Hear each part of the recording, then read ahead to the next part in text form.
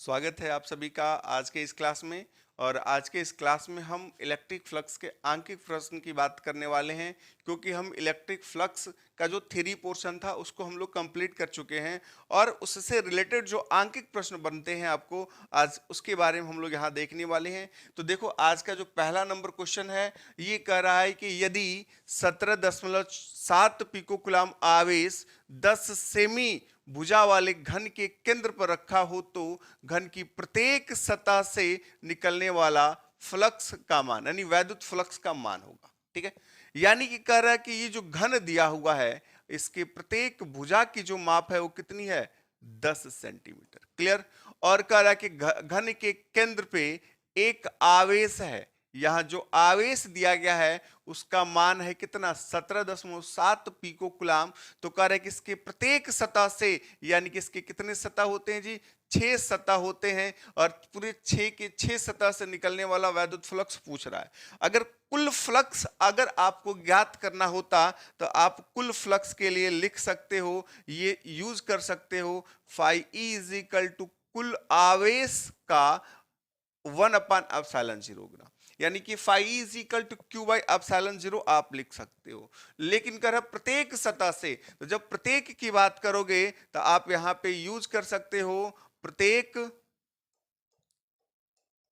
सतह के लिए, प्रत्येक सतह के लिए क्या ज्ञात करोगे, वैद्युत फ्लक्स। तो ये होगा वैद्युत फ्लक्स। तो प्रत्येक सतह के लिए जो वैद्युत फ्लक्स मिलेगा कितना है आपके पास फ्लक्स भाई, फाई ई है। तो फाई ई का क्या होगा, छठा हिस्सा, यानी फाई ई बाई 6। और फाई ई का जो वैल्यू है कितना है यहाँ पे, तो आप लिखोगे Q by 6 into epsilon zero. Clear. अब देखो Q का वैल्यू आपको दिया है 17.7 पिको कुलाम, तो आप यहाँ पे Q के स्थान पे क्या लिखोगे, 17.7 गुड़े 10 की घात -12। ये आपको कुलाम में मिलेगा। पिको कुलाम को कुलाम में कन्वर्ट करना है तो 10 की घात -12 का गुणा कर देंगे और यहाँ पे क्या होगा 6। और आप जानते हो एप्सिलॉन जीरो का मान ये होता है 8.85 इंटू 10⁻⁻12। क्लियर। यहां तक बात समझ में आई। तो आप करोगे क्या, ये पावर वाले पोर्शन से पावर वाला पोर्शन कैंसिल हो जाएगा, दशमलव के बाद यहाँ पे एक अंक, दशमलव के बाद यहाँ पे 2 अंक, तो आसानी से आप इसको लिख सकते हैं। ऊपर नीचे 100 का मल्टीप्लाई कर दें तो ये आपको दे देगा, ये दे देगा 177 और एक जीरो बढ़ जाएगा 100 से मल्टीप्लाई करोगे तो, और ये हो जाएगा 6 इंटू 885। क्लियर। यहां तक कोई कंफ्यूजन है। अब इससे इसको डिवाइड करोगे तो 2 बार में कैंसिल हो जाएगा और इससे डिवाइड करोगे तो 3, यानी 1/3। और यहाँ पे वैद्युत फ्लक्स का मात्रक क्या होता है, ये होता है न्यूटन मीटर स्क्वायर पर कुलाम। तो आप देखोगे इसके प्रत्येक फ्लक्स से गुजरने वाला जो वैद्युत फ्लक्स है वो कितना है, 1/3 न्यूटन मीटर स्क्वायर पर कुलाम स्क्वायर। बात समझ में आ रही है। अगर यही कुल फ्लक्स पूछता तो हम यहाँ पे क्यू बाई एप्सिलॉन जीरो ही लिखते, यानी आप 6 से डिवाइड नहीं करते। जब 6 से डिवाइड नहीं करोगे तो ये आपको दे देगा कितना, ये 2 न्यूटन मीटर स्क्वायर पर कुलाम। क्लियर। बात समझ में आ रही है। यहां तक कोई दिक्कत है, चलो यहां तक आपको अगर कोई दिक्कत नहीं है तो अगला क्वेश्चन लेते हैं आज का। यहां देखो, अगला क्वेश्चन आपसे कह रहा है, एक यहां पे दिया हुआ है, ध्यान से देखना, जो भी करना थोड़ा सावधानी पूर्वक पढ़ लेना। कह रहे एक समान वैद्युत क्षेत्र, ठीक है, और कह रहा है कि ई वेक्टर, कह रहे 2i cap plus 3j cap minus 4k cap volt meter है। वैद्युत क्षेत्र दिया हुआ है और कह रहा है कि में पृष्ठ क्षेत्रफल इतना है। ठीक है, तो गुजरने वाला वैद्युत फ्लक्स ज्ञात कीजिए। तो आपको पता है कि जो वैद्युत फ्लक्स है, क्योंकि आपको बताया गया है, ठीक है, तो जो वैद्युत फ्लक्स होता है यानी फाई ई, वो डिपेंड करता है किस पे, यानी ई वेक्टर डॉट डीए वेक्टर कहो चाहे ए वेक्टर, डीए वेक्टर चाहे ए वेक्टर की बात करते हैं। ठीक है, तो आप यहां पे लिख सकते हो ए वेक्टर। हमको दिया हुआ है phi E is equal to E vector dot A vector. E vector का मान दिया हुआ है कितना है, ये कह रहा है 2i cap plus 3j cap -4k cap. Clear. और डॉट ये दिया हुआ है कितना, ये आपको दिया है a का मान -4, के कैप। बात समझ में आई? और जब हम डॉट प्रोडक्ट ज्ञात करते हैं तो आई के गुणांक आई के साथ किया जाता है, जे का जे के साथ, के के साथ। तो यहाँ पे आई और जे देखोगे दोनों के दोनों क्या है, जीरो है। बचा हमारे पास क्या, के। तो हम के गुणांक को लेंगे और के गुणांक के साथ गुणा करेंगे। तो यहाँ पे क्या मिल जाएगा, देख रहे हो यहाँ पे क्या दिया हुआ है आपको, ये -4 और इसका भी वैल्यू क्या है, -4। क्लियर? तो माइनस माइनस क्या होगा, प्लस। तो ये आपको दे देगा 5 इज इक्वल टू, ये होगा 16 और इसका मात्रा क्या लिखोगे, न्यूटन मीटर स्क्वायर पर कूलम। ये आपको आंसर दे देगा। यहां तक बात समझ में आ रही है? चलो ये देखो दूसरा नंबर क्वेश्चन था, ये दूसरे टाइप का था। बात यहां तक तो क्लियर है? ठीक है, तो फ्लक्स ज्ञात करने के लिए देगा तो पहला नंबर क्वेश्चन हमने दिखाया, ये आपको दे सकता है इस तरीके का क्वेश्चन होगा, नहीं तो इस तरीके का क्वेश्चन होगा। ठीक है, चलो अगला क्वेश्चन लेते हैं। और अगला क्वेश्चन देखो, यहाँ पे क्वेश्चन है आपका 3 है और एक आपका क्या है, 4 है। अभी जो हम लोग किए हैं फ्लक्स का, जो अभी देखे थे घन के केंद्र वाला, वैसे ही आपका ये क्या है, तीसरा और चौथा भी है। तो आप इसको सॉल्व करोगे। ठीक है, ये आपके लिए स्क्रीनशॉट ले लो और ये आप हल करके दिखाओगे। ठीक है, चलो आगे बढ़ते हैं, अगला क्वेश्चन लेते हैं। चलो देखो ये क्वेश्चन आपका क्या है, जो अभी हम लोग क्वेश्चन देख रहे थे उससे अलग है। इसमें भी वही कह रहा है कि वैद्युत फ्लक्स ज्ञात करना है और ये कह रहा है दूसरा नंबर बिंदु आवेश का चिन्ह सहित मान क्या होगा। ठीक है, तो क्वेश्चन ध्यान से देखो, कह रहा है कि यहाँ पे क्वेश्चन देख लो, ये क्वेश्चन कर रहा है 10 सेमी त्रिज्या के एक गोलीय गॉसियन पृष्ठ के केंद्र पर स्थित बिंदु आवेश के कारण पृष्ठ से 750 न्यूटन मीटर स्क्वायर पर कूलम का वैद्युत फ्लक्स गुजरता है। यदि गॉसियन पृष्ठ की त्रिज्या दोगुनी कर दी जाए तब पृष्ठ में से कितना वैद्युत फ्लक्स गुजरेगा, और कह रहा है बिंदु आवेश का चिन्ह सहित मान ज्ञात कीजिए। ठीक है, तो आप ध्यान से देखो कि अगर हम बात कर रहे हैं यहां पे किसकी बात करोगे, यहां पे देख लो कि अगर हम बात करेंगे 10 सेमी त्रिज्या का एक गोलीय गॉसियन पृष्ठ खींचे, 10 सेमी त्रिज्या का एक गोलीय गॉसियन पृष्ठ खींचो तो क्या हो जाएगा। अगर हम बात करें एक, हम यहाँ पे क्या किए, गोलीय गॉसियन पृष्ठ खींचे और यहाँ पे एक कर है जिसकी त्रिज्या कितनी है, ध्यान से देखें, और जिसकी त्रिज्या कितनी है, 10 सेंटीमीटर है। कितनी है, 10 सेंटीमीटर। क्लियर? देखो ये त्रिज्या है इसकी क्या, 10 सेंटीमीटर। तो आप गॉसियन पृष्ठ खींच रहे हो, तो गॉसियन पृष्ठ अगर किसी भी आकृति के खींचते हो और उसके केंद्र पे हम आवेश को रखते हैं तो आपको बताया गया जो वैद्युत फ्लक्स होता है वो होता है Q/ε0। तो यहाँ पे देख रहे हो कि कहीं भी R नहीं है, यानी कि जो वैद्युत फ्लक्स है वो डिस्टेंस के ऊपर डिपेंड नहीं करता है। तो ये तो यही क्लियर हो गया कि अगर हम बात करते हैं कि त्रिज्या दो गुनी कर दें तब यहां से क्या होगा, कितना वैद्युत फ्लक्स गुजरेगा। तो आप कहोगे कि त्रिज्या आप कितना भी कर लो, त्रिज्या को 2 गुना या 3 गुना या 4 गुना कितना भी कर लो, जो वैद्युत फ्लक्स है वो आपका बदलने वाला नहीं होगा। तो त्रिज्या को आप अगर 2 गुना भी कर लेते हो, कितना कर लेते हो 2 गुना भी कर लेते हो, देखो तो अगर त्रिज्या आपकी 2 गुनी भी हो जाती है, ठीक है, तो भी आपका जो वैद्युत फ्लक्स है ये आपका क्या होगा, 750 न्यूटन मीटर स्क्वायर पर कूलम ही होगा। क्लियर?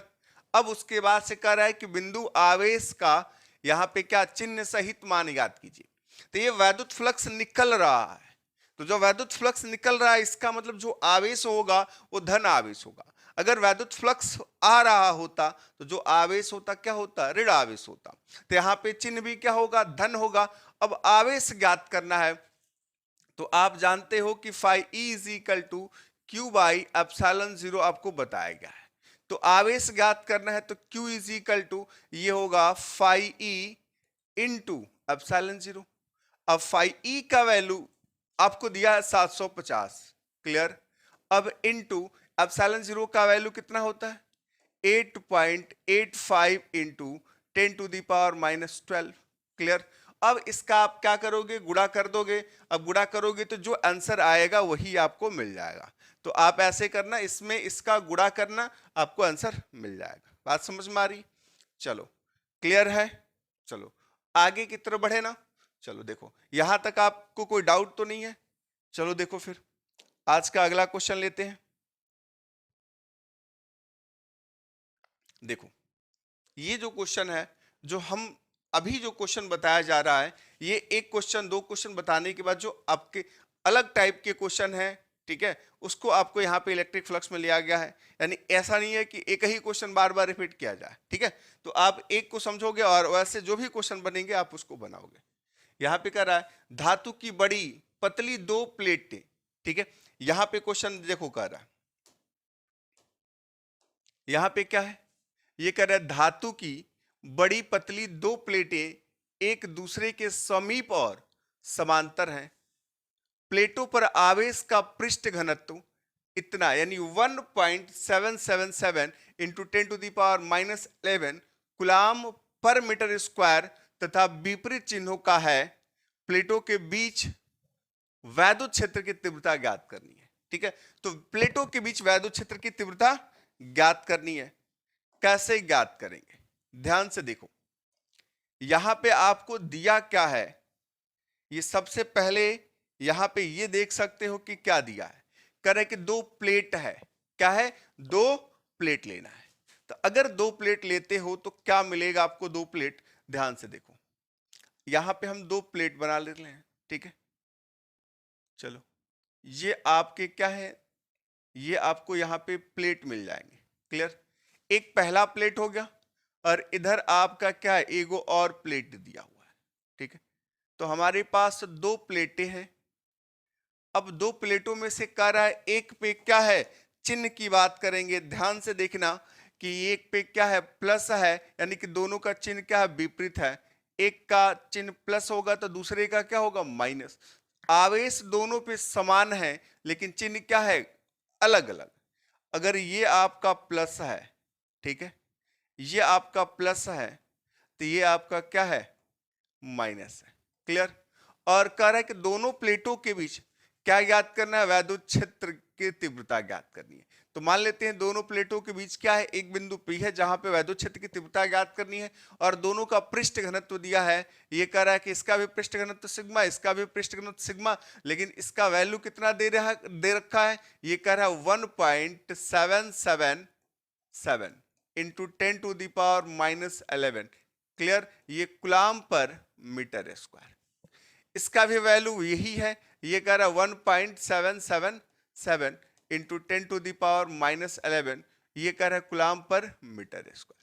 ये पृष्ठ घनत्व तो आपको दे दिया गया है। तो कह रहा है कि इसके बीच ज्ञात करना है। तो अगर आप देखोगे एक प्लेट की बात कर रहा होता, एगो प्लेट हमारे पास होता और एगो प्लेट के कारण अगर हमें क्या ज्ञात करनी होती, तीव्रता ज्ञात करनी होती, इसके लिए आपको सूत्र बताया गया है, ये होता है, यहां से देखना, सिग्मा बाई 2 एप्सिलॉन 0, क्लियर। लेकिन जब हम दो प्लेटों वाला सूत्र देखे थे तो दो प्लेटों वाले में हम देखेंगे तो क्या मिलेगा, क्यों यहां से दो प्लेटों का बदल जाता है, क्योंकि इसके कारण जो तीव्रता मिलेगी ये क्या मिलेगी, बाहर की तरफ मिलेगी। इसके कारण जो तीव्रता मिलेगी, ध्यान से देखना, इसके कारण जो हम तीव्रता देखेंगे प्लस के कारण, तो मान लेते हैं कि ये E1 है तो प्लस के कारण तीव्रता क्या होगी, प्लस प्लेट से बाहर की तरफ।